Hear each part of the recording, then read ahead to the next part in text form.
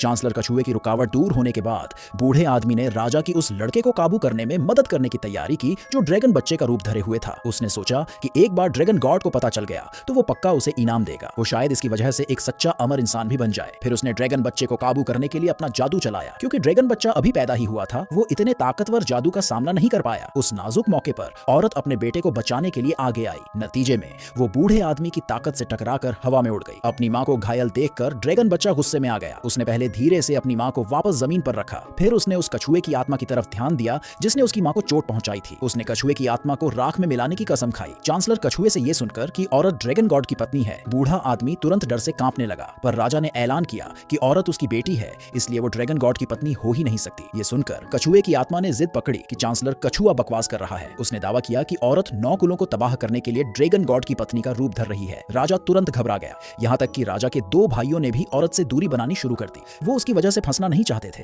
Dragon God को नाराज न करने के लिए राजा ने मांग की कि बूढ़ा आदमी तुरंत औरत को मार डाले। बूढ़े आदमी ने तुरंत अपना जादू चला दिया। भले ही ड्रैगन बच्चा बचाव करने के लिए सामने खड़ा था, पर बच्चा मुकाबला करने के लिए बहुत कमजोर था। आखिरकार कछुए की आत्मा ने उसे मार गिराया और उसके मुंह से खून निकलने लगा। अपनी माँ और नानी को मौत की कगार पर देखकर ड्रैगन बच्चा अपनी माँ के सामने घुटनों के बल बैठ गया और जोर जोर से रोने लगा। जब उसे एहसास हुआ कि उसकी माँ बेहोश हो गई है तो वो अपना गुस्सा रोक नहीं पाया। तुरंत ही उसके अंदर से एक ताकतवर ऊर्जा बाहर निकली। ड्रैगन पैलेस में ड्रैगन मदर ने इस ऊर्जा को महसूस किया। उसने अंदाजा लगाया कि उसका पोता खतरे में है। उसने तुरंत अपने लोगों को ड्रैगन बच्चे को बचाने के लिए इंसानी दुनिया में जाने का ऑर्डर दिया। इसी बीच ड्रैगन गॉड भी ठीक समय पर महल में पहुंच गया। उसने तुरंत एक सुनहरे ड्रैगन का रूप लिया और दरबार में घुस गया। फिर अपने जादू का इस्तेमाल करके उसने औरत को हवा में उठा लिया। जैसे ही उसने औरत को धीरे से वापस जमीन पर रखा, हर किसी को एहसास हुआ कि इस बार ये कोई भ्रम नहीं था। ये जानकर कि ड्रैगन गॉड सच में आ गया है, कछुए की आत्मा इतनी डर गई कि वो तुरंत रहम की भीख मांगते हुए घुटनों के बल गिर पड़ी। राजा और बाकी मंत्री भी जल्दी से घुटनों के बल बैठ गए और माफी मांगने लगे। पर ड्रैगन गॉड वहां मौजूद एक भी इंसान को बख्शने वाला नहीं था। उसका इरादा उनसे वो कीमत वसूलने का था जिसके वो हकदार थे।